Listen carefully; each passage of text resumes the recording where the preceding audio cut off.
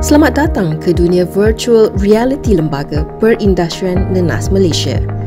Di sini, kami akan memberi pengalaman baru kepada anda bagaimana proses penanaman nanas dari mula sehingga pemasaran domestik dan keluar negara.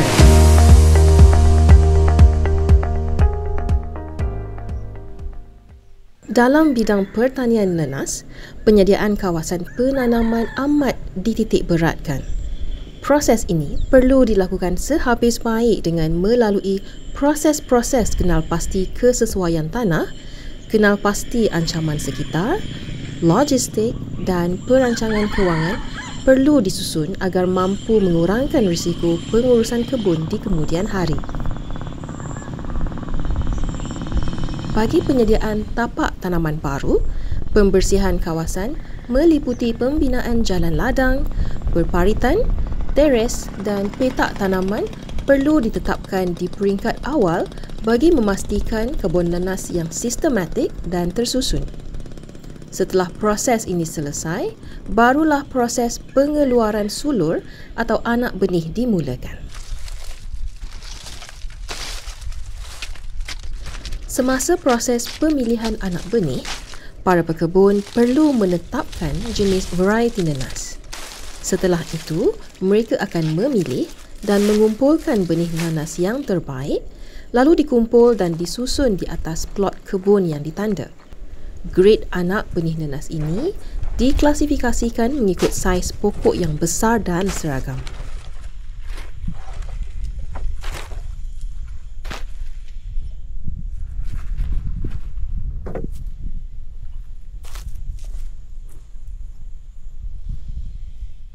Selepas itu, proses tugal tanah untuk menanam benih akan dilaksanakan.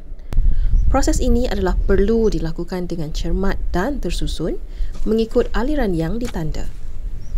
Tujuannya adalah bagi memastikan plot tanaman tersebut akan menjadi sekata dan kemas. Kesemua proses gerak kerja ini, dari pembersihan sehingga penanaman anak benih, perlu memakan masa sekitar tidak lebih dari 21 hari agar jadual penanaman dapat dijalankan dengan lebih efisien.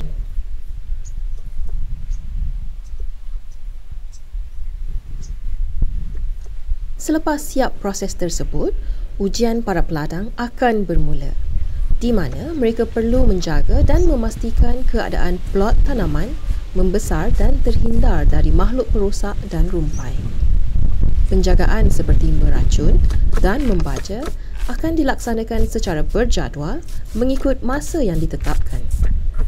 Proses ini akan berulang sehingga pokok berusia 9 bulan.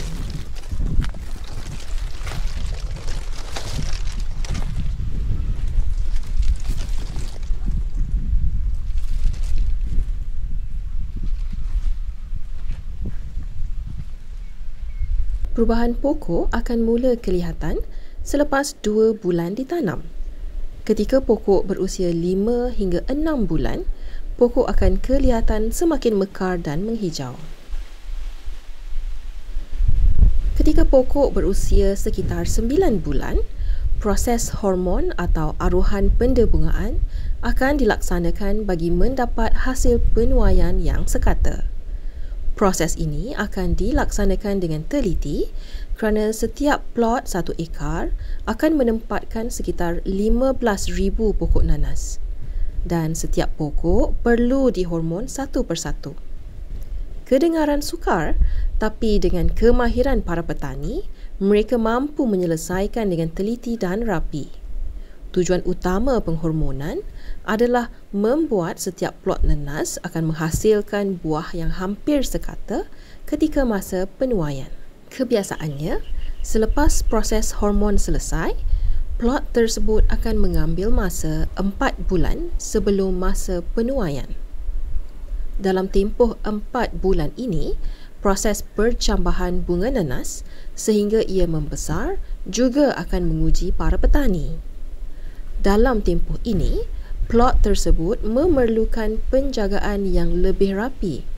Segala rumput rumpai harus dibersihkan agar pokok tersebut mampu menghasilkan buah yang berkualiti tinggi dan memudahkan proses logistik di kemudian hari. Ketika usia pokok nanas dalam 13 bulan, akhirnya proses penuaian akan dilaksanakan. Peladang akan menuai dengan cermat dan lancar.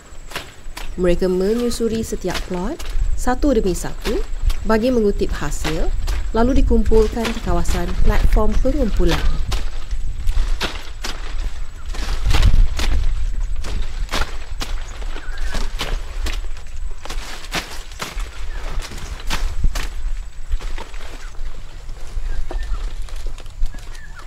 Di sini, para peladang lain akan mula mengasingkan kualiti dan grade di salingan pertama. Cara paling mudah untuk penggradan buah adalah dengan menimbang berat buah tersebut. Buah nanas yang bergrade tinggi kebiasaannya akan melebihi 1.5 kg ke atas. Proses penyusunan perlu dikendalikan dengan cermat agar tidak merosakkan buah.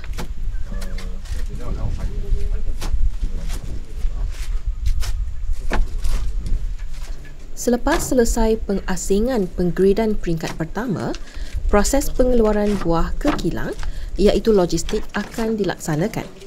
Buah yang dipilih dan disaring akan dipindahkan ke dalam lori sehingga selesai.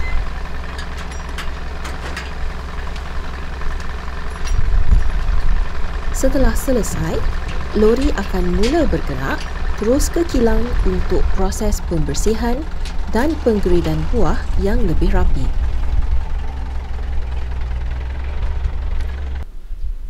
Setibanya di kilang, buah tersebut akan dialihkan di atas platform di mana para pekerja akan mula membersihkan buah tersebut satu persatu dan menggrade buah sebelum disusun ke dalam kotak.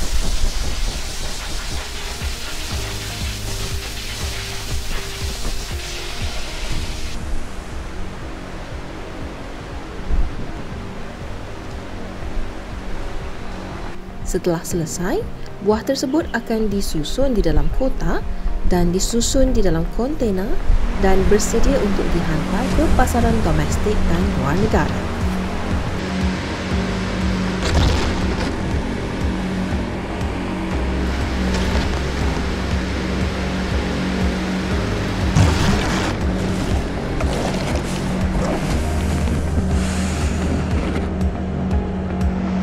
Kami di Lembaga Perindustrian Nanas Malaysia sentiasa memantau industri nanas di Malaysia agar terus berkembang.